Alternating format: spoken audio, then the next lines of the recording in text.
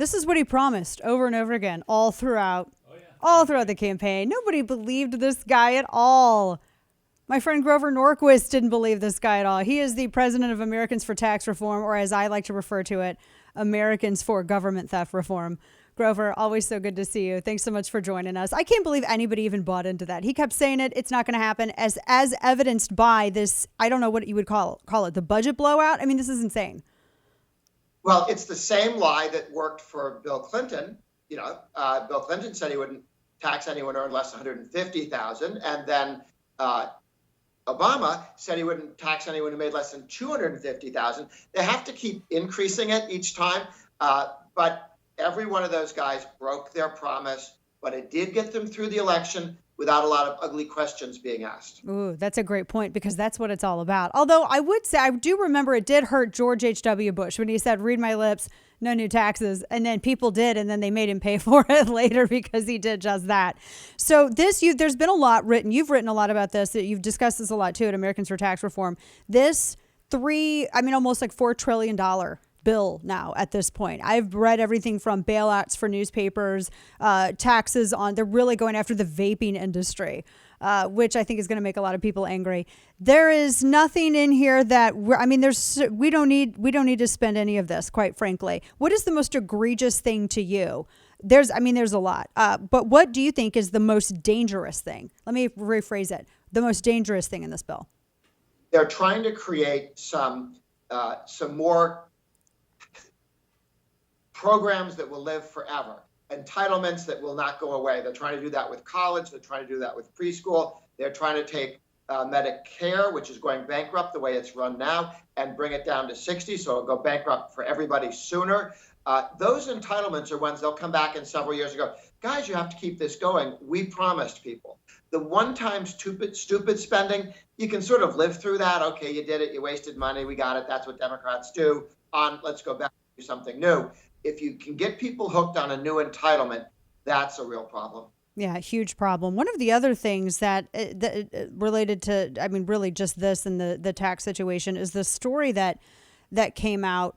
There's a couple of different parts of it. You have the IRS that wants to look at the bank accounts of even, PayPal, Venmo, all of the digital processing, and track people that have more than $600 in their account, which is over like 86%, I think, of the entirety of the American population.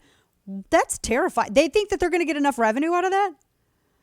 Well, they're getting this access to your bank accounts. And by the way, how much are they checking what you're buying? Right. With your checks. Your Venmo, they're going to be inside your handheld computer. PayPal, the banks will have to give them this information.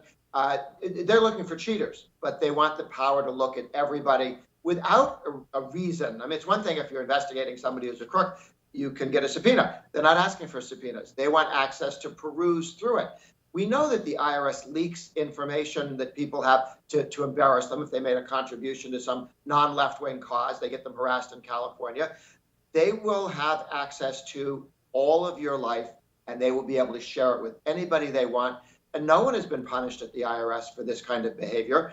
So they're going to get $80 billion as a thank you for misuse for political purposes of people's IRAs. They leaked Trump's tax returns just to attack him and try and make some argument that there was some problem there. Yeah. That's not supposed to be leaked, but it is. Yeah, and you're right. They did that as well right before. In fact, Biden announced this when he had not really the State of the Union, but he was addressing both branches of both the House and the Senate, and he was introducing this budget bill. And it was interesting because literally the evening before, that's when all of these left-wing publications came out with these stories like, oh, look at these top 5 very wealthy people. This is how much they're paying in taxes. How did they get that information? Someone from the IRS had to leak it. So they are doing this to penalize people. And those were audits that they leaked. This is something that one person could leak. This was a number of people had to be involved. It was timed to go with the Biden announcement, so they were probably communicating with senators and with the White House about when they were going to leak it. The IRS hasn't even asked for the material back yet that was leaked, and they'll do that. There's been no punishment, so the IRS was told by the government, hey, we don't mind if you do that to our enemies. you might want to do more of it. There's another 80 billion in it for you, perhaps, if you could be really useful to us. This is a real problem. One of my favorites, it's a little thing, it's about $1 billion in subsidies for small newspapers, less than 700 employees. How do you think those newspapers will cover this tax and spending spree? Will they say it's a bad idea and maybe people vote it down and they don't get their chunk of the $1 billion, 12,000 per employee they have? My guess is they're going to cheerlead, or are they being paid for previous cheerleading? I mean, that's a total conflict of interest. And if they were real media, they'd report on it as such. Can you imagine if Trump had handed out tax goodies to radio talk show hosts who tend to be more conservative? The left would go nuts. They would. I would actually criticize that, though. That's the difference between us and the left. That's a good point. Talking to our friend Grover Norquist from Americans for Tax Reform. And yeah, that's because ultimately a lot of, these newspapers, especially the ones that these would target, they're struggling because it's not that it's a dying form of consuming information. It's because the medium is changing. Everybody's shifting digitally and newspapers are trying to catch up. And furthermore, there's also a different way of approaching news that the old form of, the old school newsrooms can't keep up with anymore. You can't, when you're on, social media, I will not use TikTok, but when you're on, Facebook or Instagram or Twitter or wherever, that's how I get my news. I don't get it from their websites. Well, there's a paper in Aspen that's going to get supported. Of course. This Vineyard's got one. So their friends asked for some money, and so they're going to get it. Yeah. What situation is this? Because I know that Joe Manchin's been holding out, and good for him. Good for Joe Manchin for holding out. He's like, look, we can't, I'm not going to sit here. We're not going to get rid of the filibuster to pass this thing.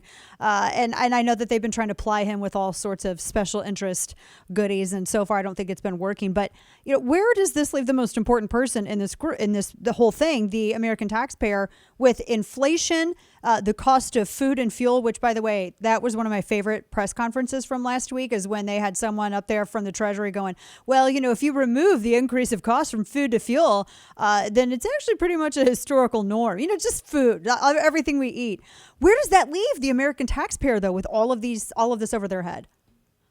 Well, they're going to pass something. It'll be smaller, thanks to Manchin, who's going to make this drag out longer, and voters and taxpayers will be able to see it and yell at their congressmen and senators. So I think it'll get less awful over time, but it's still going to be awful.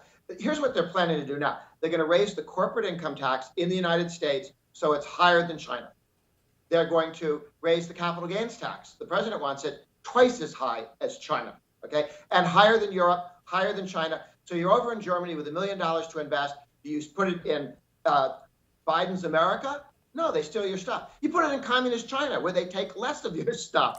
If you invest in their country, the communist country has lower taxes, is more business friendly on the tax front and the regulatory front than Biden's America.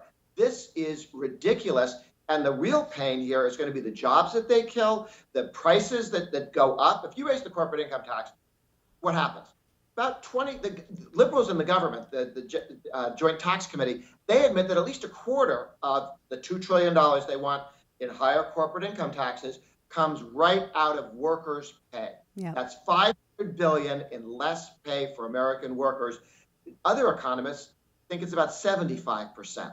Okay, so we're talking about $1.5 trillion in lower pay. What else happens? Well, prices go up, because if you have to pay higher taxes, you can either pay your workers less or have fewer workers, or you can raise your prices a little bit. You've got competitors, you can't do too much of that. China's not taxing people as much, so you can't raise your prices too much, because China will outbid you, because your president has dropped $2 trillion of tax cost on top of your businesses when you're trying to compete with the rest of the world. This is very damaging to the United States competitive situation in the world.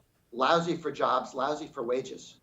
And it's also lousy for midterm elections, because if no matter what ends up passing, if something passes, as you say, talking with Grover Norquist, if something passes, that will probably they're going to feel the pain of that. It's now, I think at this point, too close to midterms.